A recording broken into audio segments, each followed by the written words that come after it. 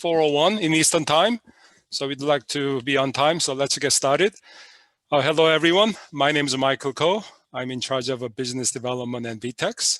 So today we have an exciting topic and a very experienced speaker who will discuss interesting development on analog 200 gig and 400 gig short reach transceiver as well as AOCs. So this is a DSP-free based on open IMSA. So it should be interesting.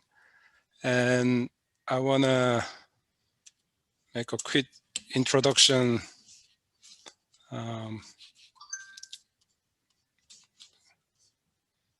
Excuse me.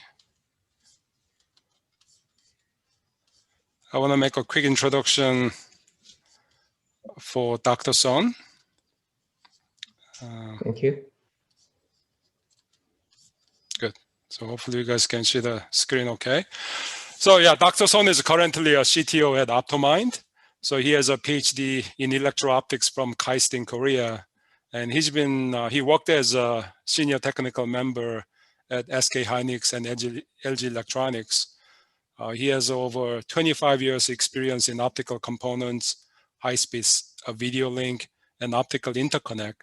So he brings a lot of a unique combination of experience, and he holds over 40 patents in these areas.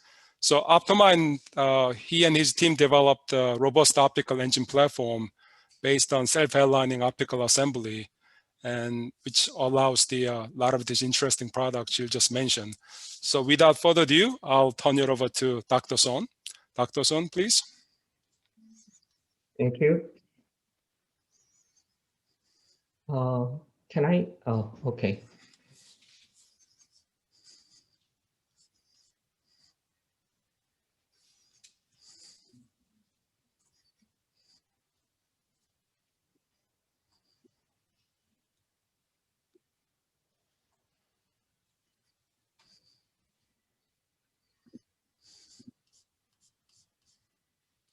Can you see my screen?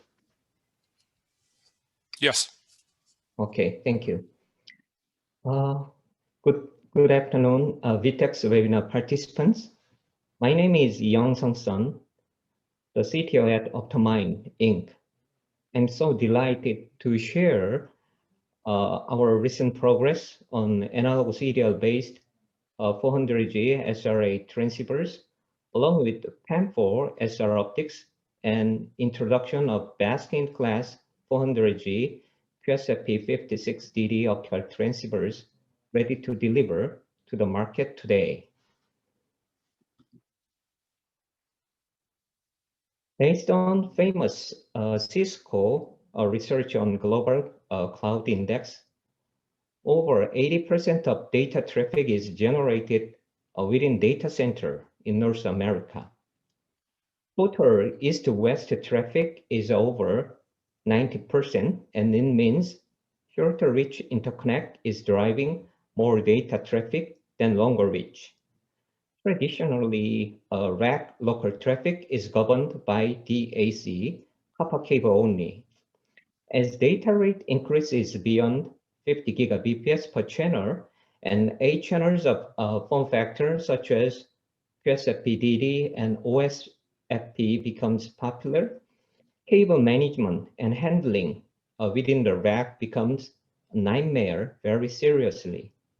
Thick copper cable is too heavy and rigid to handle and thick to block the airflow seriously. I added a picture of a rack for better understanding on the issue. Advanced HPC systems already started adopting AOC for TOR as well as rack-to-rack interconnect to overcome the cable issue. Light counting presented a market for Ethernet and DWDM optics at OIF this week. One interesting slide shows the same as the result from Cisco Cloud Index result. Most data traffic through optical cable is between 100 meter and 2 kilometer. If we narrow down it to high data rate only, like aggregated 100 gigabps and beyond, far more optical bandwidth will be used within shorter than 100 meters. That area becomes a sweet spot of the market with AOC adoption more and more. Microsoft is using AOC between TOR to TO1 as a standard cable for 100G and 400G Ethernet. DSP is used for TOR to server only, which will drive more adoption of AOC in hyperscale data center market.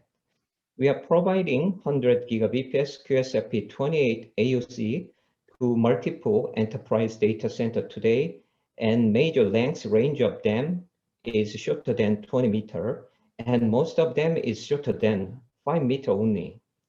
That means market penetration of AOC into TOR is moving quickly nowadays.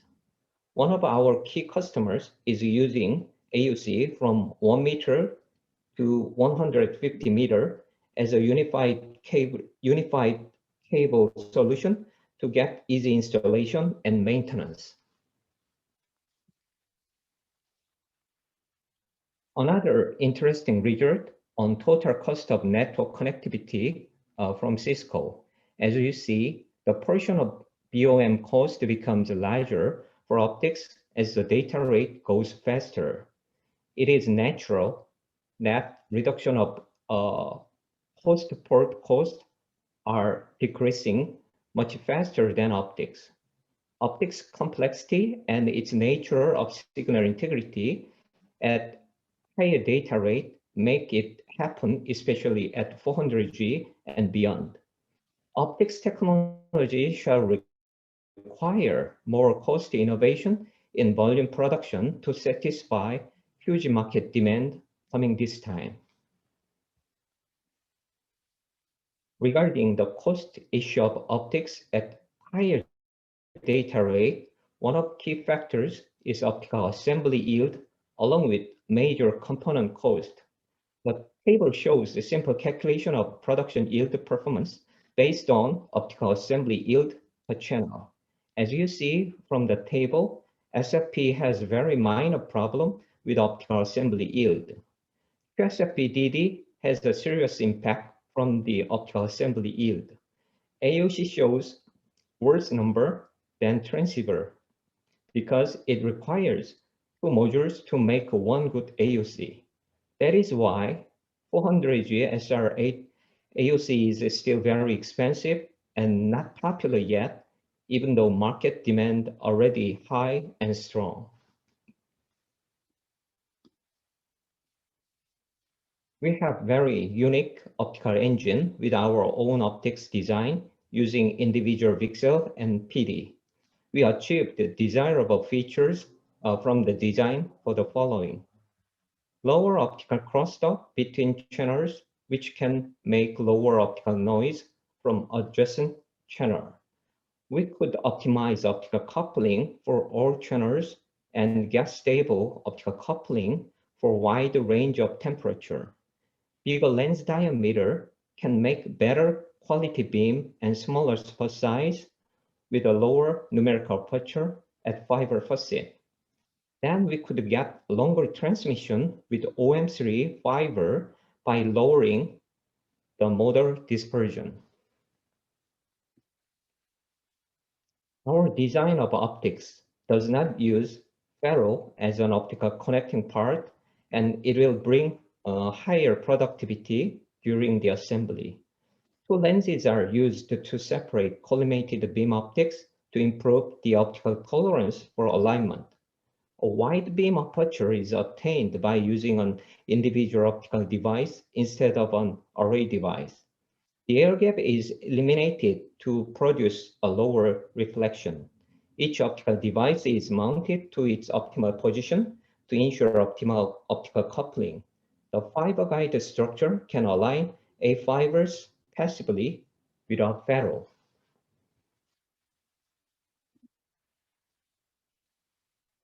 We implemented advanced optical interconnect solution using our proprietary Optical Engine platform based on the patented direct fiber plug-in optical coupling technology.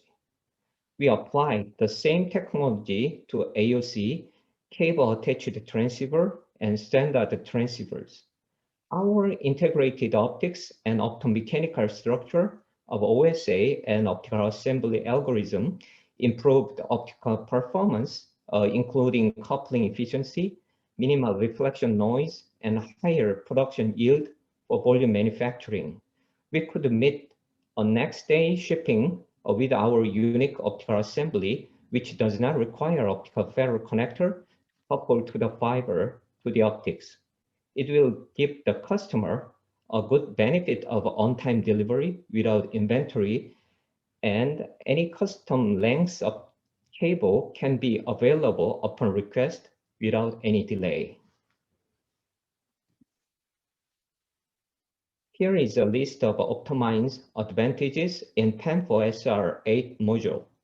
We are using typical 28 gigabps VCSEL as a light source and our own designed and implemented OSA, which is our core competence.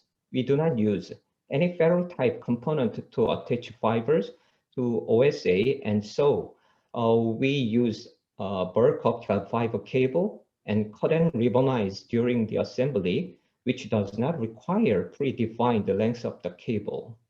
We do not need any heavy capital invested high precision alignment equipment during optical assembly, and we could ramp up the manufacturing capacity very quickly without blackout due to long delivery of the equipment. We could take advantage of lower latency and lower power consumption owing to use of analog CDR chipset.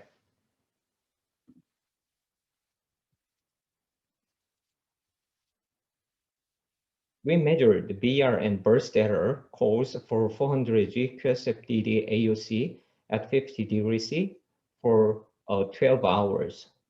The maximum BR was still 10 to the minus 10 for 12 hours. The maximum burst error code was 3 for one channel and 1 for the remaining 7 channels.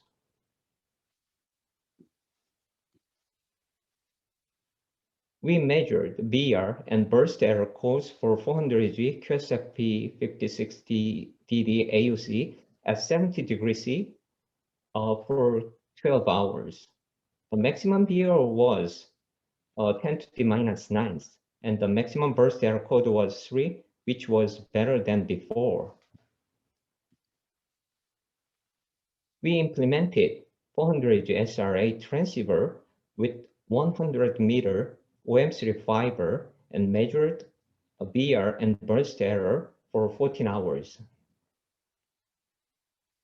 The maximum BR was 10 to the minus 11, and the maximum burst error code was limited to 3 at one channel only.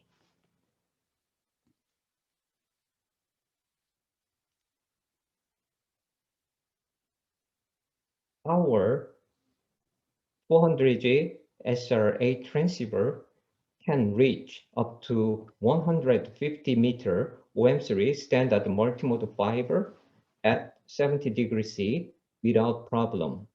The maximum BR shows still 10 to the minus 9, and average BR maintain 10 to the minus 10 or even lower. Our new optics design enabled the progress at high temperature and the longer lengths of the fiber without significant degradation of signal integrity. We tested our SR modules with a commercial 400G switch to validate real working environment. The samples are put inside the chamber together with the switch as shown in the slide. We chose the ports at the edge of the switch, which has the longest electrical length of interface from the switch chipset. No error of uncorrected code words with temperature cycling found at endurance test over 17 hours. We succeeded to get an excellent result with a commercial DSP version SR8 module in interoperability.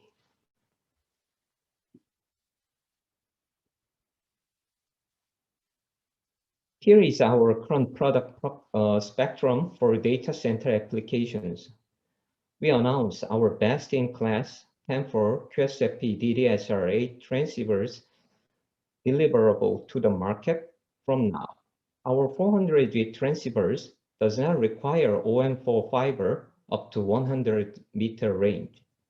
We have PAM4 AOC solution as a flagship product, including QSFP-DD, QSFP, SFP, OSFP, and their breakout with flexible combination of each form factor.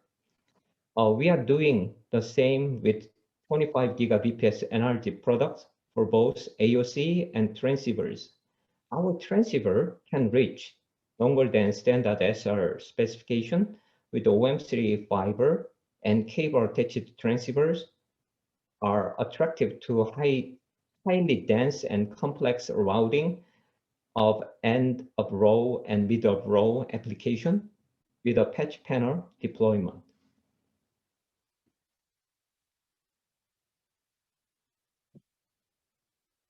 Here is a roadmap for the best-in-class PAM4SR transceivers and AOCs based on analog CDR solution. We are starting a general production now and custom sampling of 200G, 400G transceivers, as well as AOCs and their breakout in parallel.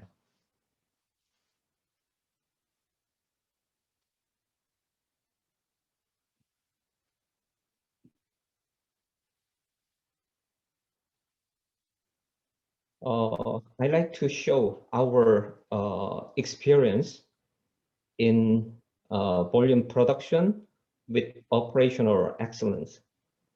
We set up a volume manufacturing within 3 months to meet the customer's extra short time schedule in Vietnam. In 2017, we ramped up the capacity up to 3,000 AOCs per day, which was the biggest number in the industry at that time. The data rate of that custom AOC was 12.5 gigabps per channel, but the timing jitter accuracy was tighter than standard 25 gigabps NRG product. We achieved their requirement of production yield at the time, but the project was terminated early due to customers' internal issue. Our current capacity and capability in volume production is far better than before and ready to deliver to the market. In nutshell summaries, I would like to emphasize the following. We designed and implemented SR optics to meet PAM4 optical specifications using analog CDR. The following are the key features of our optics design. Our new optical engine has demonstrated an excellent optical transceiver performance in PAM4 56 gigabps as a result. Optomind is ready to support HPC, AI server, and hyperscale data center applications with its PAM4 SR optics transceivers as well as AOCs. Our AOC and transceivers are deliverable to customers now, as I promised the last webinar last October. We are promoting our 200G and 400G PAM4 products, and several customers are doing validation actively these days. If you have any question or inquiry, please contact me anytime. Thank you very much. Oh, thank you very much, Dr. Son. You are right on time. Yeah, actually, it's the first time I'm seeing the details of a temperature performance, and that's impressive. So thank you. You're welcome. So we have 10-15 minutes to answer questions from the audience. So you can raise your hand, then I can unmute you, and you can just ask Dr. Son directly. Or if you prefer, you can ask your question through the chatting box. So let me see.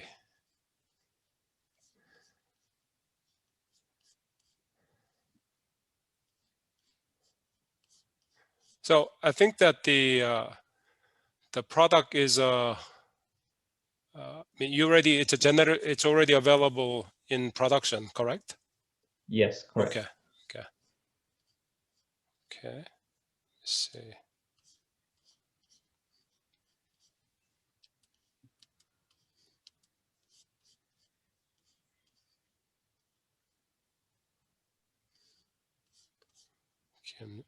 I'm sorry, there's somebody raised their hand, so just 1 second.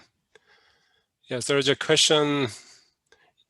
Oh yeah, if you could go ahead and I think you need to unmute yourself, Nikolai, and if you could just make a quick introduction and ask a question to Dr. Son, please.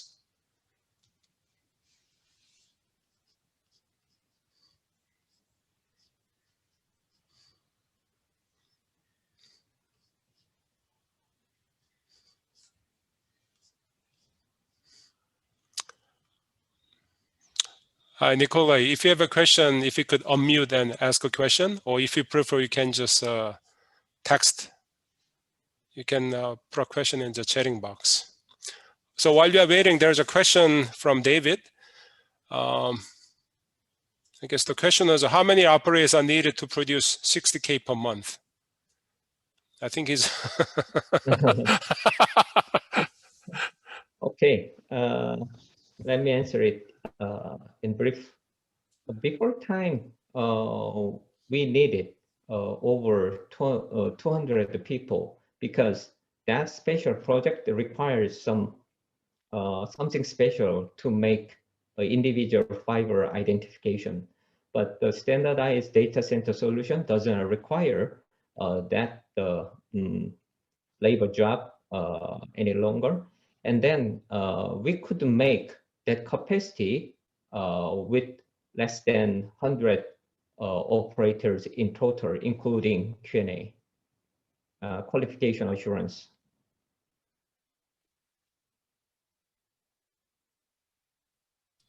Okay, thank you, Dr. Son. I hope that answered the questions from David. So we have almost about 40 people in the audience. And then I see that Nikolai, I allowed you to speak, but I think your microphone is on mute. So if you still want to ask a question, please go ahead. Otherwise, let me look at the questions from other people.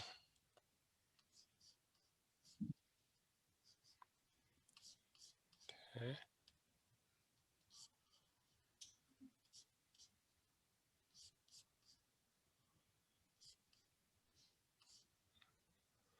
Okay, I think that those are the questions that we have at the moment. So we appreciate everybody joining. This was a brief webinar just to give you updates on the analog-based PAM4 modules, and we'll put a copy of the recording on the website. So in the next couple of days, we'll send you the link so you can review it at your leisure. Any questions, you can ask Dr. Son, or you can contact us at info@vitextech.com. Again, that's info@vitextech.com, VITEXTECH.com. Okay. Okay. I appreciate everybody's time today. So thank you for your time, Dr. Son.